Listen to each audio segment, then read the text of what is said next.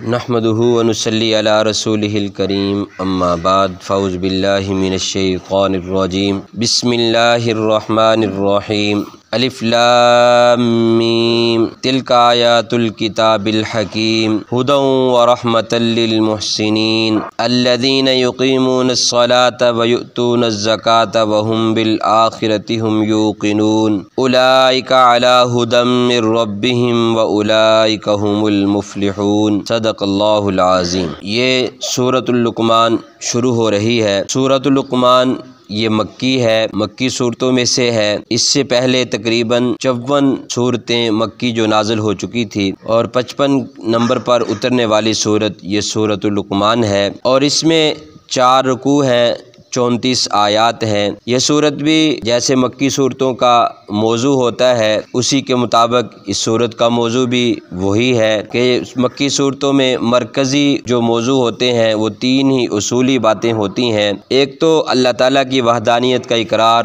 دوسرے نمبر پر انبیاء کی رسالت کا اقرار، اور تیسرے نمبر پر قیامت کے بارے میں، میعاد کے بارے میں نظریہ پختہ کرنے کے لیے ان میں آیات ہوتی ہیں۔ تو یہ سورۃ لقمان اس کو اس لیے بولا جاتا ہے، اس کا نام اس لیے ہے کہ آگے والا جو رکوع ہے وَلَقَدْ آتَيْنَا لُقْمَانَ الْحِكْمَةَ أَنِ اشْكُرْ لِلَّهِ، تو اس سے شروع ہو رہا ہے، اس لیے اس کا نام بھی سورۃ لقمان رکھا گیا ہے، کیونکہ کوئی نہ کوئی آیت یا مرکزی موضوع جو ہوتا ہے سورت کا اسی کی وجہ سے اس کا نام رکھا جاتا ہے۔ تو اس سورت میں یہ چیز باور کروائی گئی ہے کہ دیکھو جیسے اللہ تعالیٰ نے توحید کے دلائل اتارے ہیں، جیسے ہم نے پچھلی صورت میں پڑھے تھے انبیاء علیہم السلام کا مشن توحید کا اقرار کروانا ہے، تو اسی طرح جیسے انبیاء نے یہ محنت کی ہے ایسے ہی عقلاء لوگ جو ہیں، صاحب بصیرت لوگ، سمجھدار لوگ جو ہیں، حکمت والے جو لوگ ہیں، ان کا بھی یہی مشن تھا، ان کا بھی یہی مشن تھا کہ وہ اللہ تعالیٰ کی توحید کا اقرار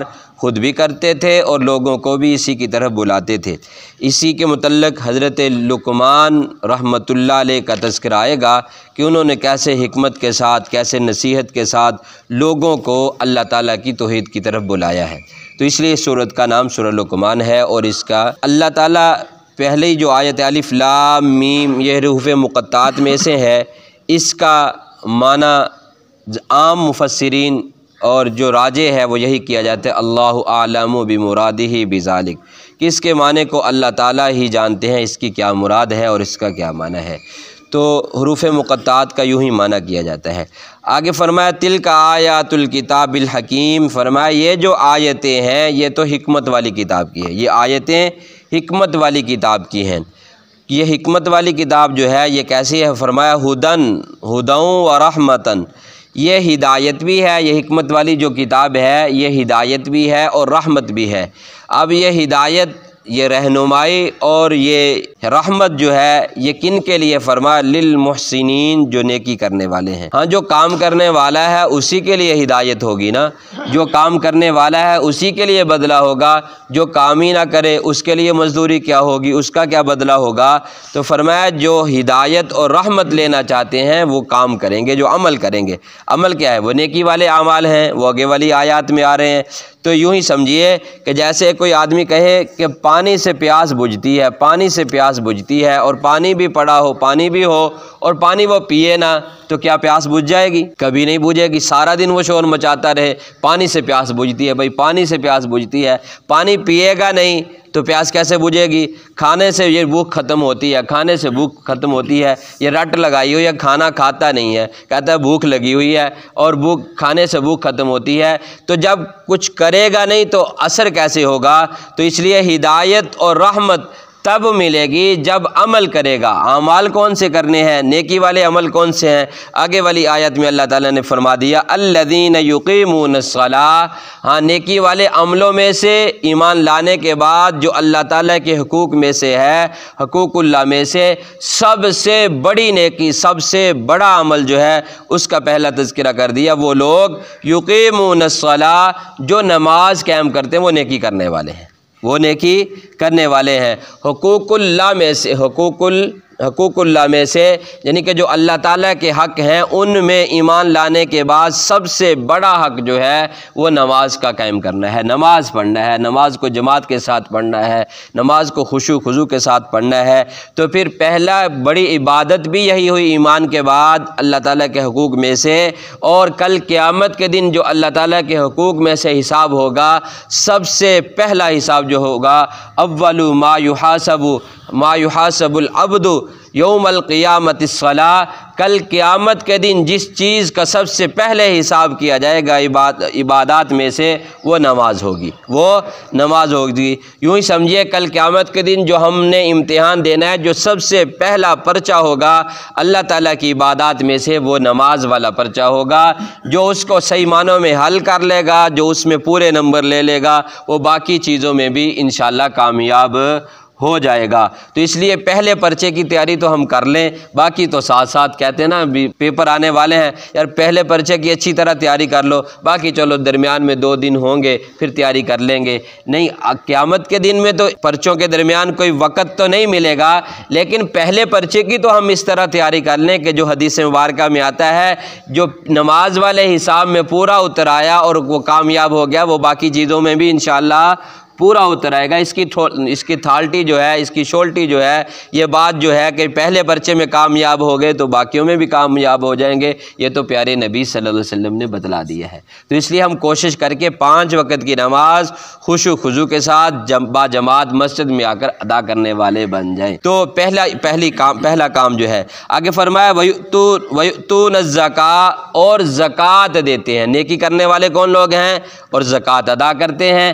تو زکوٰۃ والا عمل جو ہے یہ بدنی عبادات ہے، یہ مالی عبادات، پہلی بدنی عبادات تھی، یہ مالی عبادات ہے۔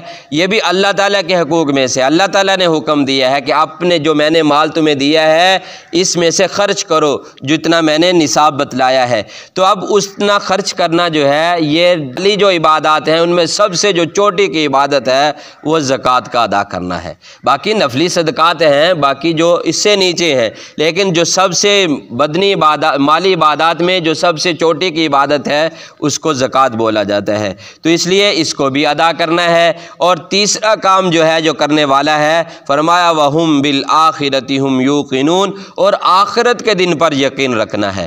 یہ 3 عمل کرے گا جو آدمی، جو نماز کو پڑھنے والا ہوگا، نماز کو قائم کرنے والا ہوگا، زکوٰۃ دینے والا ہوگا اور آخرت کے اوپر یقین رکھنے والا ہوگا، ان کا بدلہ کیا ہے؟ ان کے لیے کیا قرآن کہتا ہے؟ فرمایا اولئک علی ھدی من ربہم، یہی لوگ ہیں ہدایت پر ہیں۔ کون سی ہدایت پر؟ جو ان کے رب کی طرف سے ہے۔ کون سی ہدایت پر ہوں گے؟ کون سے راستے پر ہوں گے؟ جو ان کے رب کی طرف سے ہے، ایسی ہدایت پر ہوں گے۔ وَأُولَئِكَ هُمُ الْمُفْلِحُونَ، یہی لوگ کامیاب ہونے والے ہیں، یہی لوگ کامیاب ہونے والے ہیں۔